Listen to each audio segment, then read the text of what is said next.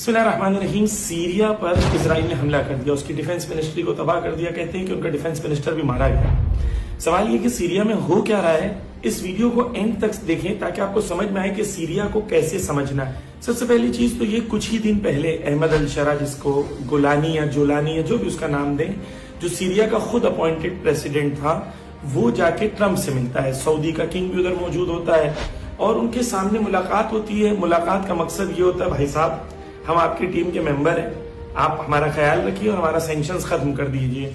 यानी वो सीरिया जो रेजिस्टेंस के साथ था, जो गाजा के साथ था, वो तैयार होता है ट्रंप की टीम को ज्वाइन करने के लिए। एक और वीडियो देखें। इस वीडियो के अंदर ट्रंप कह रहा है कि हमें बीबी ने यानी नेतन्याहू मलऊन ने ये कहा है कि आप जो है सीरिया के सैंक्शंस को हटा दें। At the request of a lot of countries in the surrounding area of the Middle East, including Bibi,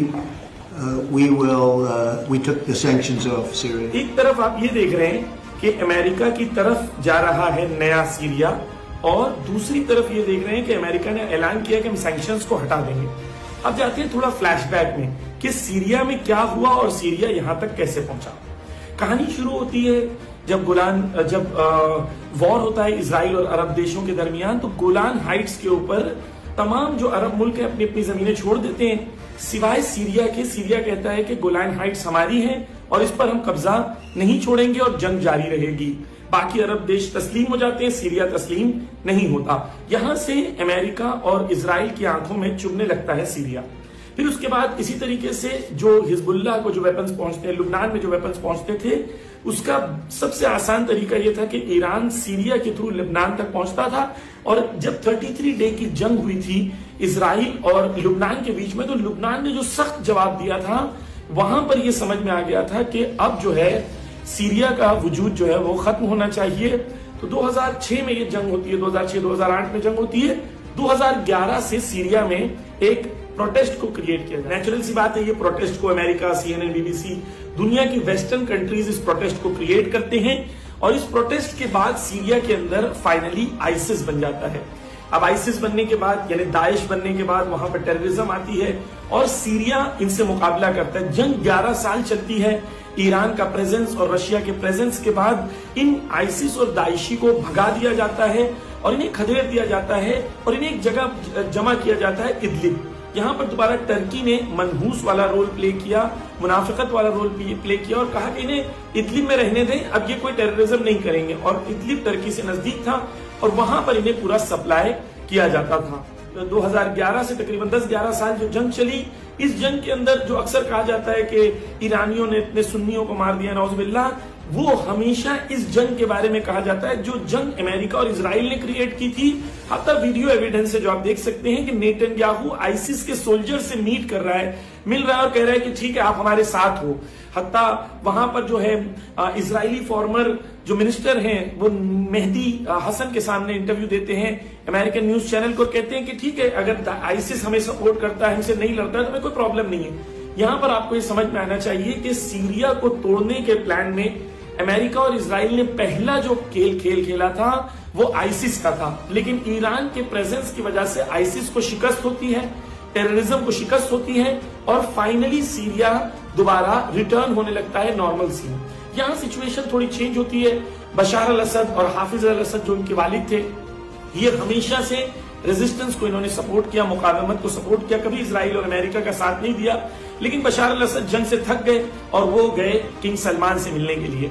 और जो अरब ममालिक हैं उनके ब्लॉक में जाने के लिए, यानी वही ब्लॉक जो अमेरिकन गुलाम ब्लॉक है, उसकी तरफ जाने के लिए इन्होंने कदम बढ़ाना शुरू कर दिया। कुछ मीटिंग्स उनकी हुई वहां पर और इन्होंने यहां पर ये डिसीजन गलत लिया। इन्होंने भरोसा किया अमेरिकन पर और वेस्टर्न ब्लॉक पर और मिडल ईस्ट के किंग्स के ऊपर। जैसे ही इन्होंने उन पर भरोसा किया और ईरान के मशवरे को अहमियत नहीं दी, आहिस्ते आहिस्ते टर्की ने वहां से टेररिज्म को बढ़ाया। यहां से सऊदी अरब ने अपने और जो अरब ममालिक है उन्होंने अपने जो वादे थे उनको पीछे खींचा, रशिया उस तरफ से खींच गया।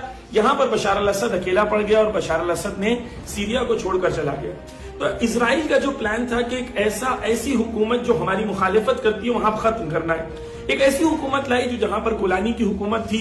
अब गोलानी जब आया तो हमारे अहले सुन्नत भाई खुशी से इनकलाब आ गया, नारा लगा रहे थे अल्लाहु अकबर अल्लाहु अकबर। इजराइल ने पहली रात में पहले हफ्ते में कई रातों में जितने बशार अल असद ने वेपन्स बनाए थे, एयर डिफेंस सिस्टम बनाए थे, सबको तबाह कर दिया।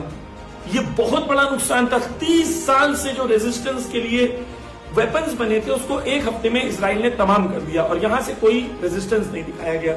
वहां से गोलान हाइट्स पर इजराइल ने पूरा कब्जा कर लिया। गोलान हाइट्स पूरा उनके पास चला गया और यहां से अहमद अल शरा या गोलानी ने एक लफ्ज नहीं कहा। जब उससे कहा गया तो वो कहता नहीं हमारा असली दुश्मन ईरान और हिजबुल्लाह है। यहां तक लोगों के लिए आहिस्ते आहिस्ते क्लियर होता जा रहा था कि गोलानी कहां जाना चाह रहा है और क्या हो रहा है।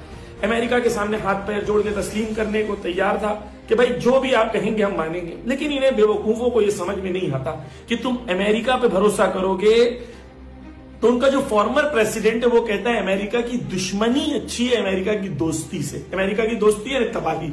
लीबिया में क्या हुआ, गद्दाफी ने साइन किया, कहा ठीक है हमें अमन पसंद है, हमने अपनी ट्रीटी को एक्सेप्ट कर लिया, पीस ट्रीटी को एक्सेप्ट कर लिया। जिस हिलरी क्लिंटन ने जाके साइन किया था उसी हिलरी क्लिंटन का वीडियो हंस हंस के कह रही हा हमने लीबिया को तबाह कर दिया।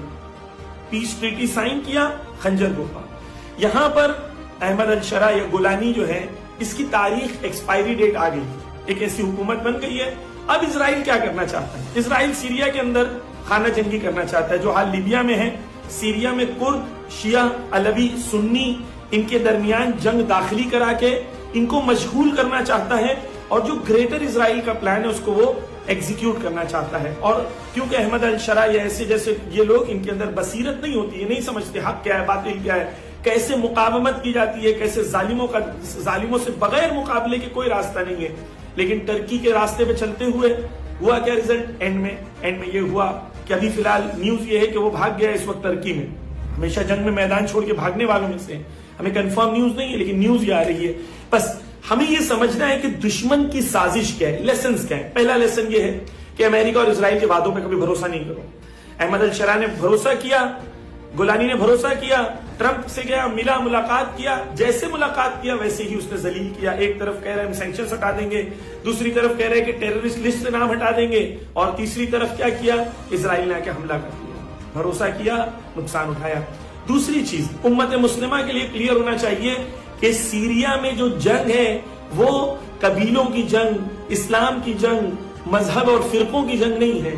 अमेरिका और इजराइल चाहता है कि एक ऐसी हुकूमत वहां पर आए जो उनके सामने तस्लीम हो और उफ तक ना कहे, और लुबनान में जो वेपन्स पहुंच रहे हैं जो इजराइल से मुकाबले के लिए, वो खत्म हो जाए।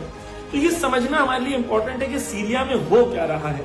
सीरिया में एक ऐसी हुकूमत आई जो कहना चाहती थी हम इस्लाम की हुकूमत है, अमेरिका और इजराइल के सामने तस्लीम होने को तैयार थी, लेकिन उन्हें ऐसा गुलाम चाहिए जो गुलाम भी हो और जलील भी हो।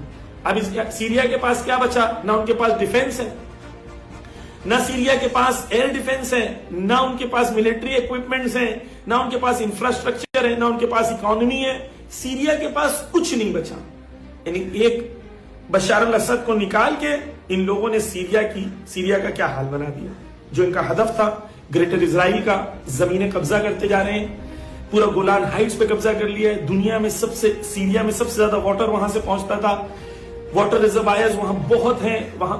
तो ऐसी जमीनों पर जो स्ट्रेटेजिक है उस पर इजराइल ने आराम से कब्जा कर लिया। 60 किलोमीटर की दूरी पे दमस्कस के इस वक्त इजराइल मौजूद है। मुसलमान बेदार हैं, ये समझें कि इजराइल और अमेरिका पे भरोसा नहीं किया जाता, और ये नारों से बचें जो नारे लगाते हैं। जो पहले टेररिस्ट था इसके ऊपर $1 मिलियन की प्राइस मनी थी, फाइनली $1 मिलियन की प्राइस मनी से प्रेसिडेंट बना दिए। किसने बनाया, अमेरिका ने। रिजल्ट क्या हुआ, इसकी एक्सपायरी डेट खत्म होगी, ऐसे उठा के फेंक देंगे। एक ही रास्ता मुसलमानों के पास है, मुकावमत, रेजिस्टेंस। जालिम के सामने सर उठा के कहो कि हम झुकने को नहीं तैयार हैं, तब मुकाबला होगा। जालिम के सामने जब भी समझौता करोगे नुकसान उठाओगे, और टर्की अपना नुकसान बहुत जल्दी दिखेगा। जिस तरीके से उसने अलग अलग मुस्लिम ममालिक के अंदर तबाही मचाई, अंजाम बहुत जल्दी दिखेगा।